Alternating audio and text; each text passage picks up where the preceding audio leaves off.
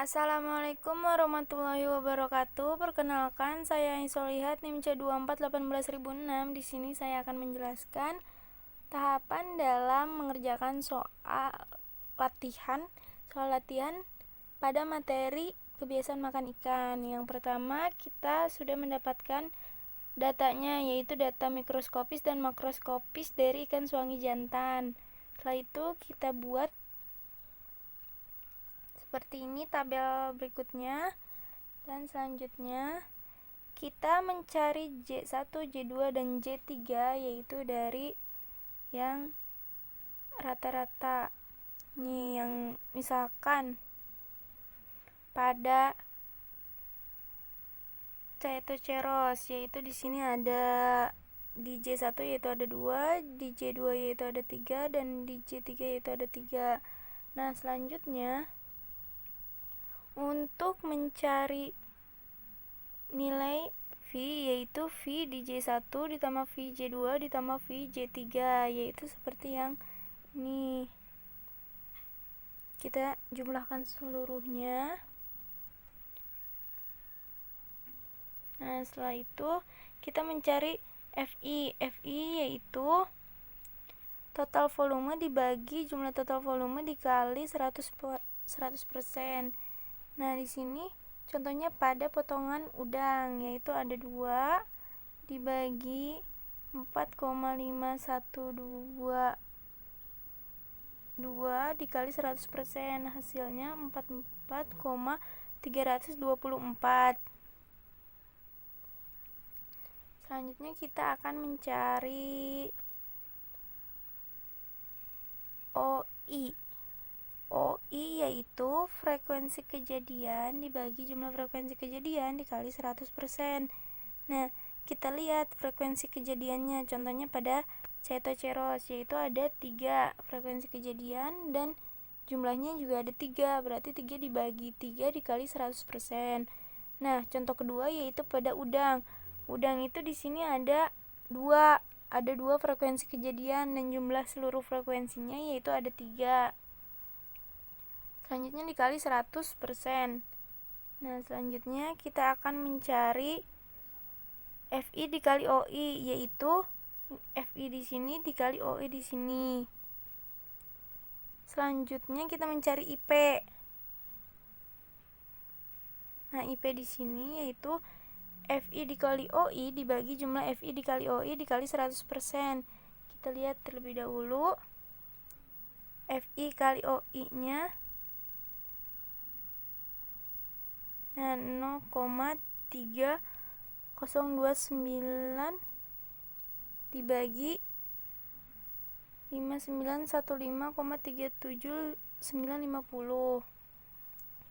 Nah, selanjutnya dikali 100%.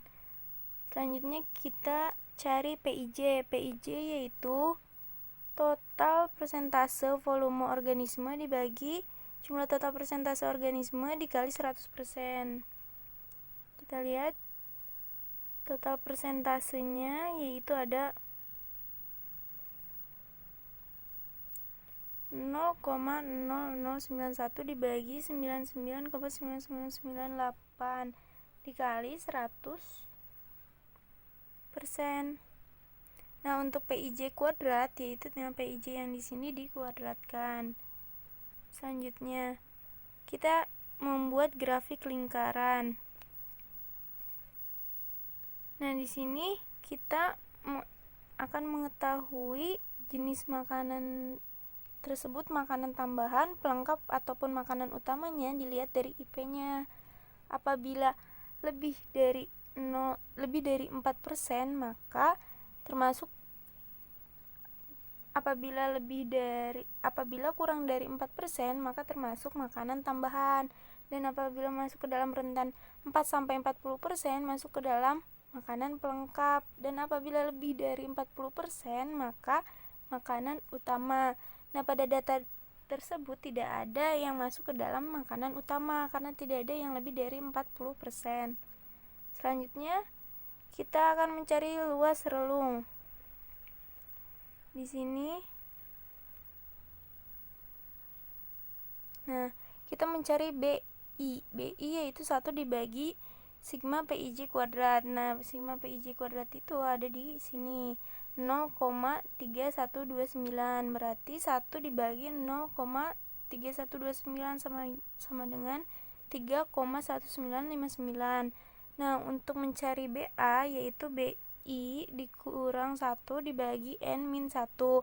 BI nya itu 3,1959 dikurang 1 dibagi 10 dikurang 1. 10 itu jumlahnya, jumlah seluruh data. Nah, selanjutnya menghasilkan 0,2440. Dari data tersebut dapat disimpulkan bahwa apabila BI lebih besar, maka makanan itu lebih beragam. BA mendekati 0, maka ruas relungnya sempit, yang menandakan bahwa lebih selektif dalam mencari makan. Dan apabila BA-nya mendekati 1, maka ruas relungnya luas dan tidak selektif dalam mencari makan. Selanjutnya, pada ikan betina sama seperti ikan jantan sebelumnya cara perhitungannya. Nah, dengan membuat tabel seperti berikut. Membuat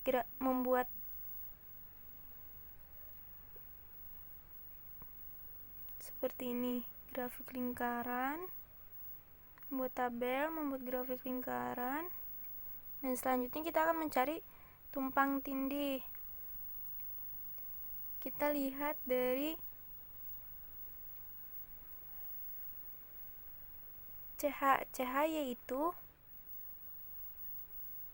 2 dikali sigma PIJ dikali PIB dibagi sigma PIJ kuadrat ditambah sigma PIB kuadrat.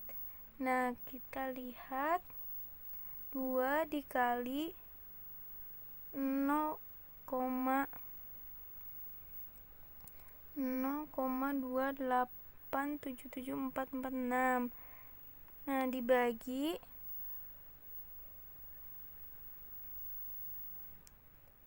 0,4030729 dikali 0,3128791,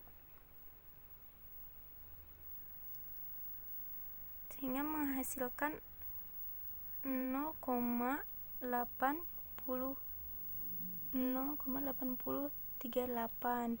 Nah, apabila CH lebih dari 1, maka kompetisi mencari makannya tinggi, dan apabila CH kurang dari 1, maka kompetisi mencari makannya rendah. Di sini kita menghasilkan CH 0,8038 yang berarti CH-nya kurang dari 1, yang menunjukkan kompetisi mencari makannya rendah. Selanjutnya kita akan mencari panjang usus relatif.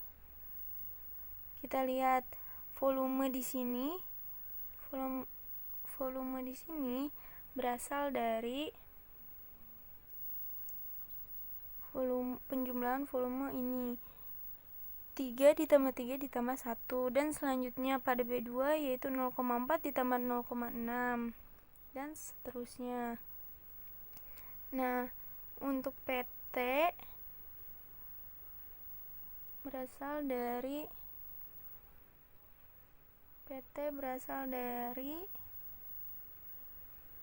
sini panjang total. Selanjutnya, untuk mencari PU itu dari panjang usus yang ada di sini. Setelah itu kita masukkan rumus PUR. PUR yaitu PU dibagi P tubuh total. Ya, berarti di sini ada PU dibagi P tubuh total yaitu 197 dibagi 184 dan seterusnya. Di sini dari data tersebut dapat disimpulkan apabila PUR kurang dari 1, maka makanannya yaitu secara karnivor. Selanjutnya kita akan mencari hubungan volume makanan dan panjang tubuh. Nah, untuk mencari A, B, dan R kita menggunakan regresi. Nah, di sini PT sebagai X,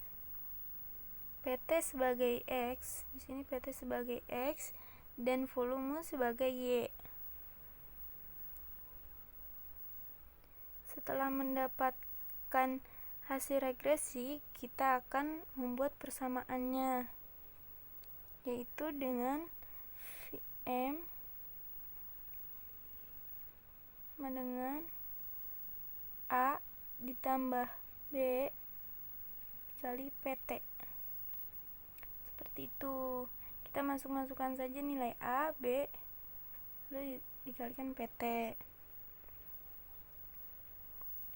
Dari data tersebut disimpulkan bahwa setiap pertambahan panjang tubuh sebesar 1 satuan volume makanan akan bertambah sebesar 0,0164. Ini pada yang jantan. Dan koefisien determinasi menjelaskan panjang tubuh ikan suangi jantan sebesar 15,0448. Setelah itu kita mencari indeks isi lambung. Indeks isi lambung yaitu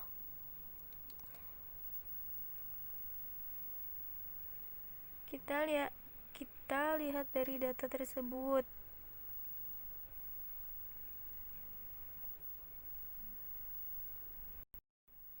Nah, untuk mencari volume yang di sini,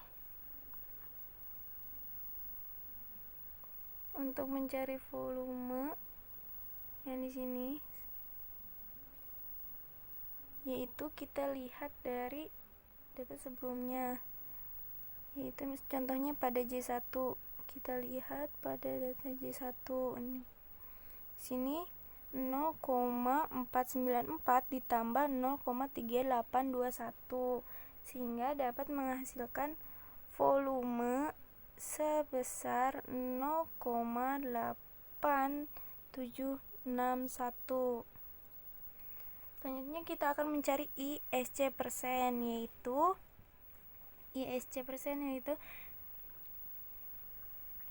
volume dibagi bobot.